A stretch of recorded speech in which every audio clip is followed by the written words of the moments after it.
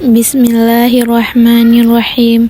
Uhayyikum tahiyatan islamiyah, tahiyatan yukramu biha ahlul jannah, tahiyatan tudkhilul quluba sururan wa salama.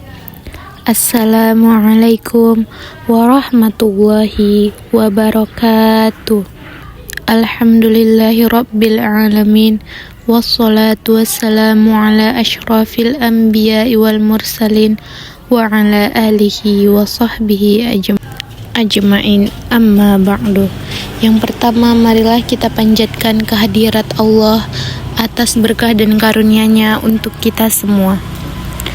Pada kali ini saya akan membawakan materi hukum-hukum haid dan nifas. Pertama, haid dan hukum-hukumnya. Allah Ta'ala berfirman dalam Al-Quran surah Al-Baqarah ayat 222. Mereka bertanya kepadamu tentang haid. Katakanlah, haid itu adalah suatu kotoran. Oleh sebab itu, hendaklah kamu menjauhkan diri dari wanita di waktu haid, dan janganlah kamu mendekati mereka sebelum mereka suci. Apabila mereka telah suci, maka campurilah mereka itu di tempat yang diperintahkan Allah kepadamu. Sesungguhnya Allah menyukai orang-orang yang bertaubat dan menyukai orang-orang yang menyucikan diri. Itulah arti dari ayat tersebut. Haid adalah darah alami dan bersifat bawaan yang keluar dari dasar rahim di waktu-waktu tertentu. Allah Ta'ala menciptakannya sebagai makanan janin dalam rahim ibunya. Karena janin memerlukan makanan, sebab jika janin ikut mengambil makanan ibu, niscaya kekuatan ibu akan melemah. Maka Allah memberikan makanan khusus baginya. Karenanya jarang sekali ada wanita hamil yang haid. Jika wanita tersebut melahirkan, maka Allah merubah makanan tersebut menjadi air susu yang mengalir dari kedua payudaranya sebagai makanan bagi bayinya. Karenanya jarang sekali ada wanita menyusui yang haid. Jika seorang wanita tidak hamil dan tidak menyusui, maka ia tidak mempunyai penyaluran sehingga ia pun meninggalkan rahim untuk dibuang. Hukum-hukum haid. Wanita haid pada saat dia sedang haid dan pada saat ia berhenti darinya mempunyai hukum-hukum terperinci di dalam Al-Quran dan Sunnah. Di antaranya, yang pertama, wanita haid tidak sholat dan tidak berpuasa pada saat sedang haid. Nabi Muhammad SAW bersabda, jika haid telah tiba, maka tinggalkanlah sholat. Yang kedua, jika wanita haid telah suci dari haidnya, maka dia mengqadha puasa dan tidak mengqadha sholat. Ini berdasarkan ijma' daripada ulama. Aisyah berkata, dulu kami haid di zaman Rasulullah, lalu kami diperintahkan untuk mengqadha puasa dan tidak diperintahkan untuk mengqadha sholat. Diriwayatkan oleh Al-Bukhari dan Muslim.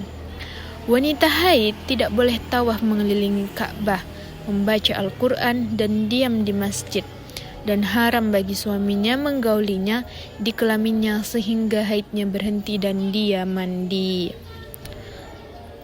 Dan yang keempat, suami boleh bersenang-senang dengan istrinya yang sedang haid selain bersetubuh di kelaminnya, seperti menciumnya, merabanya, dan yang lainnya.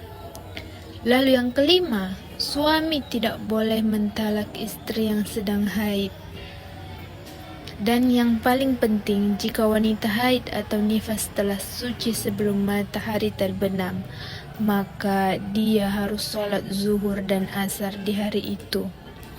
Dan barang siapa telah suci dari haid dan nifas sebelum terbitnya fajar, maka dia harus sholat maghrib dan isya di malam tersebut.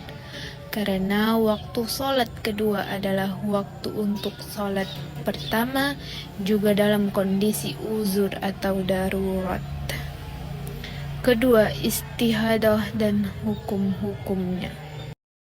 Nifas dan hukum-hukumnya. Nifas sama dengan haid dalam apa yang dihalalkan, seperti menggauli istri selain di kelaminnya, juga sama dengan haid dalam apa yang dilarang, seperti bersetubuh pada kelamin, berpuasa, sholat. Wanita nifas wajib mengqadha puasa, namun tidak mengqadha sholat, sama dengan wanita haid. Nifas adalah darah yang dihasilkan oleh rahim saat persalinan dan sesudahnya. Ia adalah darah yang tertahan selama masa kehamilan. Mayoritas ulama mengatakan bahwa batas paling lama nifas adalah 40 hari. Jika wanita hamil keguguran, sementara janinnya sudah berbentuk manusia dan sudah nampak lekuk-lekuk tubuhnya dengan diikuti dengan darah sesudahnya, maka berlalu padanya hukum nifas. Jika darah nifas sudah berhenti sebelum dari 40 hari, berarti nifasnya selesai. Maka wajib baginya mandi, sholat, dan melakukan hal-hal yang sebelumnya tidak boleh dilakukan saat nifas. Dan sedikitnya adalah 81 hari. Namun, jika ibu hamil keguguran dalam membentuk segumpal darah atau seonggok daging, di mana bentuk penciptaan manusia belum terlihat padanya, maka darah yang keluar sesudahnya tidak dianggap nifas, sehingga dia tidak meninggalkan sholat dan tidak perlu pula puasa, jika tidak berlaku padanya hukum wanita nifas. Dan yang penting, ada satu masalah yang patut untuk disampaikan, bahwa sebagian kaum wanita mengonsumsi obat-obatan untuk mencegah haid sehingga dia bisa berpuasa Ramadan dan menunaikan ibadah haji. Jika obat-obatan ini hanya menahan sementara, bukan selamanya, maka tidak mengapa untuk mengkonsumsinya. Namun jika ia berhentikan haid selamanya, maka itu tidak boleh kecuali atas seizin suami, karena hal ini berakibat terputusnya keturunan. Demikianlah penjelasan tentang hukum-hukum haid, dan saya memaparkannya secara ringkas, sementara perinciannya akan memerlukan waktu yang panjang.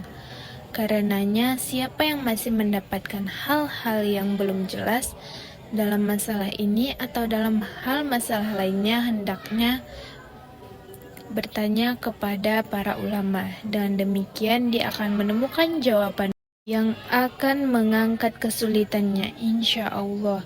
Semoga Allah senantiasa melimpahkan taufiknya. Istihadah dan hukum-hukumnya. Istihadah adalah keluarnya darah bukan pada waktunya secara terus-menerus dari sebuah pembuluh darah dengan al-azil. Perkara wanita mustahadah sangatlah pelik, karena darahnya sulit dibedakan dengan darah haid. Jika darah keluar terus-menerus atau di kebanyakan waktu, maka manakah yang Anda hukumi haid dan manakah yang Anda hukumi istihadah, di mana sholat dan puasa tidak ditinggalkan karenanya?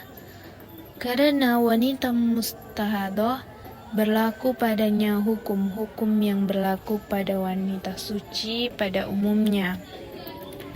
Dari sini maka wanita mustahadah memiliki 3 kondisi. Pertama, dia memiliki kebiasaan yang sudah dia ketahui sebelum dia mengalami istihadah. Misalnya, sebelum istihadah dia terlebih dahulu haid selama 5 atau 8 hari di awal bulan atau di tengah bulan, maka dia mengetahui jumlah hari haidnya dan waktunya. Dalam kondisi ini, wanita tersebut diam selama masa haid yang biasa terjadi padanya. Selama itu dia meninggalkan sholat dan puasa serta berlaku padanya hukum-hukum haid. Jika waktu yang didasarkan kepadanya biasanya tersebut telah selesai, maka dia mandi dan sholat. Sementara darah yang masih keluar setelah itu dihukumi istihadah. Hal ini berdasarkan sabda Nabi Rasulullah SAW kepada Ummu Habibah. Diamlah sesuai dengan masa haid yang selama ini menahanmu, kemudian mandi dan sholatlah, diriwayatkan oleh Muslim. Kedua, wanita yang istihadah tidak memiliki kebiasaan rutin yang diketahui, namun darahnya dapat dibedakan. Sebagian darinya membawa ciri-ciri darah haid, misalnya ia berwarna kehitam-hitaman atau sangat kental atau mempunyai bau khusus. Lalu, apa saja yang dilakukan oleh wanita mustihadah ketika ia dihukum suci? Yang pertama yaitu dia harus mandi di akhir masa haidnya yang telah ditetapkan. Yang kedua, setiap kali hendak sholat, dia membersihkan diri dan memakai pembalut atau yang semisalnya untuk menahan darah. Kemudian berwudu setiap kali waktu sholat telah tiba. Jadi, wanita mustahadah mempunyai waktu jadwal haid yang biasa, dirujukkan kepada jadwal tersebut. Sementara wanita yang dapat membedakan jenis darahnya, maka dia cukup membedakan. Dan wanita selain keduanya, dia menentukan haidnya selama 6 atau 7 hari. Saya akan memberikan niat mandi wajib haid, yaitu Bismillahirrahmanirrahim. Nawaitu ghusla li rabbil hadasil akbari minal haidi fardhan lillahi ta'ala. Sedangkan niat untuk mandi dari nifas adalah Bismillahirrahmanirrahim. Nawaitu li raf'il hadasil nifasi fardhan lillahi ta'ala. Sedangkan niat berwudu pada saat kita selesai nifas adalah Bismillahirrahmanirrahim. Nawaitu wudunya wudu untuk diperbolehkannya sholat karena Allah Ta'ala. Jadi itulah dia konsep fikih mengenai haid dan nifas menurut sebagian besar para ulama.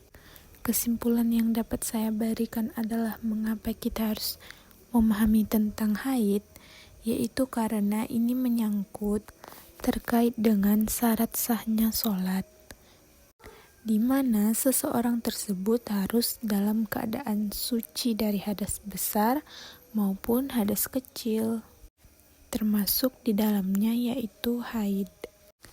Karena kaitannya dengan sholat, maka hukumnya wajib bagi seorang wanita mempelajari hal-hal yang berkaitan dengan haid. Adapun hikmah dari haid yaitu darah haid keluar berfungsi untuk mengeluarkan sel-sel telur yang tidak dibuahi oleh sperma. Jadi sangat penting untuk mengetahui bahwa diri kita suci atau tidak ketika hendak ingin melakukan sholat. Jangan sampai kita mengerjakan hal-hal tersebut padahal diri kita atau badan kita dan seluruh yang di sekitar kita itu belum suci. Teman-teman sekalian, ini merupakan anugerah yang diberikan oleh Allah Subhanahu wa Ta'ala kepada kaum wanita sebagai cobaan, dan kita tidak boleh membencinya. Haid merupakan salah satu tanda bagi seorang wanita. Haid, nifas, dan istihadah merupakan keniscayaan yang diberikan oleh Allah Subhanahu wa Ta'ala kepada kaum seorang wanita. Maka sebab itu kita harus teliti dalam mempelajarinya dan tidak bodoh. Kepada teman-teman, mari kita lebih memperhatikan darah haid dan nifas kita, karena itu sangat berpengaruh kepada ibadah kita, yaitu contohnya sholat, ibadah puasa, dan juga haji. Itulah kesimpulan dari saya. Mungkin cukup sekian yang dapat saya sampaikan mengenai haid dan nifas.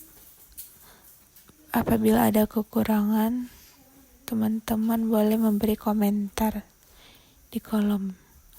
Terima kasih. Assalamualaikum warahmatullahi wabarakatuh.